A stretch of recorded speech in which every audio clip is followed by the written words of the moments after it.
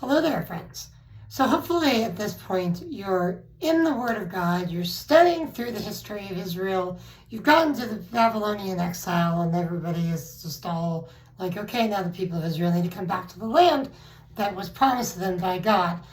It's interesting to look back. I did all these videos like 10 years ago. I did a whole series of Genesis to Revelation throughout the year of 2014, and our cat was just a kitten at the time, and my twins were just babies at the time, so there's a lot of background noise in a couple of my videos where you get a little bit of that. It's pretty amusing. At any rate, though, it's fun to see how much time changes, but the Word of God is everlasting. It doesn't change. His truth is the same yesterday, today, and forever, because He is the same yesterday, today, and forever. And when we truly dive into the Word of God, we get a better understanding of who He is and His promises for His people. This is His land we're talking about.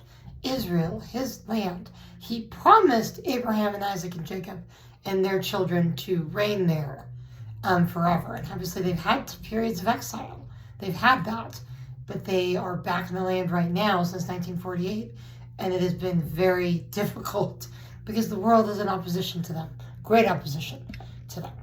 So as we get into Ezra, we're on chapter 1, Cyrus allowing the exiles to return. There's a decree of Cyrus that came about from a prophet long before Cyrus was even born. This was written about him, and Daniel brings this prophet's letter to Cyrus that was written to Cyrus. He brings the letter to Cyrus. That's all in the book of Daniel.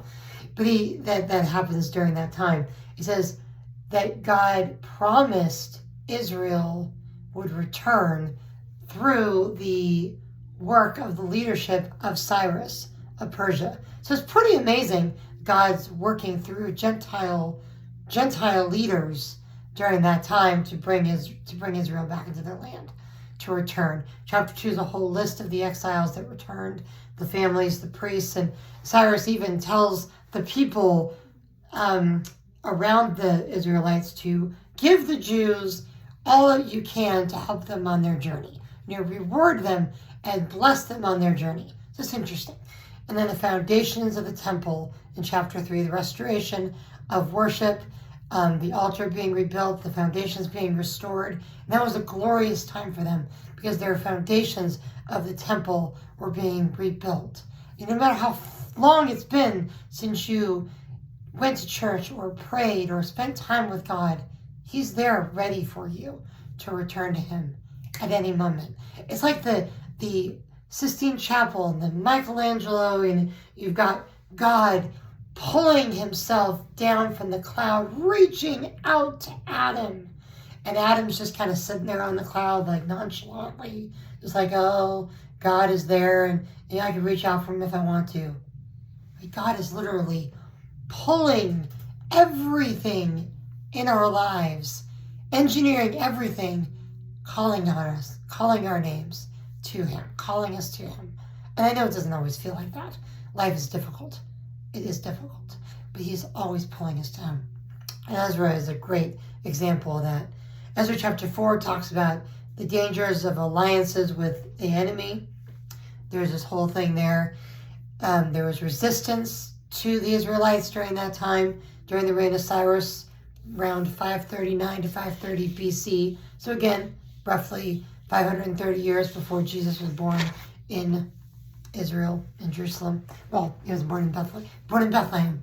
But anyhow, then there was again resistance under the king of Persia, Ahasuerus, in about 485 to 465.